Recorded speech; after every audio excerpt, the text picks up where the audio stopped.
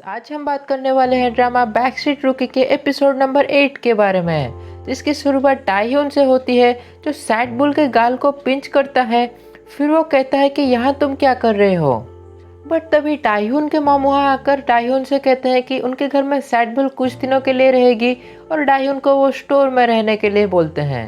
अगली सुबह sad bull उसके सिस्टर के एक फ्रेंड ह्योंग जी से बात करती है उसके सिस्टर के लोकेशन को ट्रैक करने के लिए, पर वो कहती है कि उसे कुछ पता नहीं है उसके सिस्टर के बारे में। अब दिखाया जाता है कि टाइहून के फादर सोते सोते उनके क्रश चैंगमी का नाम ले लेते हैं और ये उनके टाइहून के मॉम भी देख लेती है। फिर उसके बाद वो उनके अच्छे से धुलाई कर देती है। अब योंजो और टाइहून मिलकर उसी ओपेरा को एक साथ देखने गए हैं जो वो पहले देख नहीं सके थे उनके एनिवर्सरी के दिन में।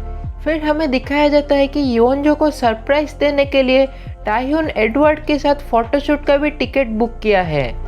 फिर योंजो अपना मुंह छिपा लेती है एडवर्ड के साथ फोटो खींचने के टाइम में, क्योंकि उसे डर था कि कहीं एडवर्ड उसे पहचान ना ले।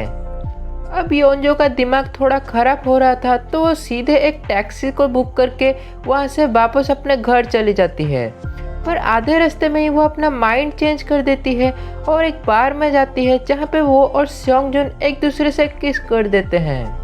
अब टाइहून स्टोर में आते आते मैनबॉक एस्टेट ओनर्स को देखता है। फिर उसे पता लगता है कि मैनबॉक एस्टेट ओनर ने ही सैड बुल को स्कैम किया है, तो वो और सैड बुल मिलकर उसको पकड़ने में लग जाते हैं, पर उनकी किस्मत काफ़ी खराब रहती है और वो मैनबॉक एस्टेट का ओनर उनसे बच के निकल जाता है, जिसके बाद सैड बुल काफ़ी दुखी हो जाती है। उसके अगले दिन सैड बुल जीव का हेल्प लेती है अपने सिस्टर को ढूंढने के लिए। हमें दिखाया जाता है कि यूनबुल को उसी के किए हुए काम के फल मिल रहे हैं, जहाँ पे गर्ल्स के ग्रुप के बाकी सभी मेंबर उसे अपने सारा काम करवाते हैं। अब पता लगता है कि ग्योम भी असल में मैंगास की काफ़ी बड़ी फ़ैन है, बट उसे ये पता नहीं है कि ये मांगा असल में डायलसिक ने पब्लिश की है। टाइहून अपनी पूरी कोशिश कर रहा है मैनबॉक ओनर को पकड़ने के लिए, तो उनके पापा के दोस्तों से मदद मांगता है आसपास के एरिया में नज़र रखने के लिए। बट नज़र रखने के टाइम में टाइहून सैड बुल से मिलता है, पर अनफॉर्चुनेटली उन्हें अभी तक भी मैनबॉक का कोई पता नहीं चला।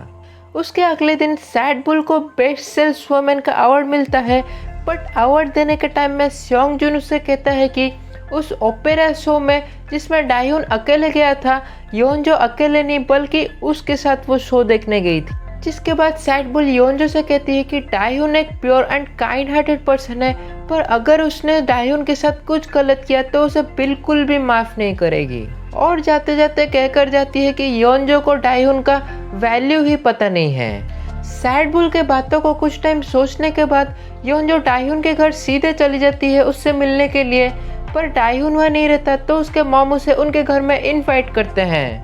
फिर टाइहून अचानक से आकर योंजो को बाहर लेके बात करने की कोशिश करता है, बट तभी सैड बुल वहाँ एंट्री करती है और यहीं पे ही हमारी एपिसोड 8 की एंड हो जाती है। तो अगर आपको इस ड्रामा से रिलेटेड कुछ डाउट है तो आप मुझे कमेंट कर सकते हैं या फिर मुझे डीएम कर सकते हैं। और अगर वीडियो अच्छी लगी हो तो हमारे इस चैनल को सब्सक्राइब और वीडियो को तो लाइक करना बिल्कुल भी ना भूलें। तो मिलते हैं आपसे अगले वीडियो में, तब तक के लिए bye bye and take care.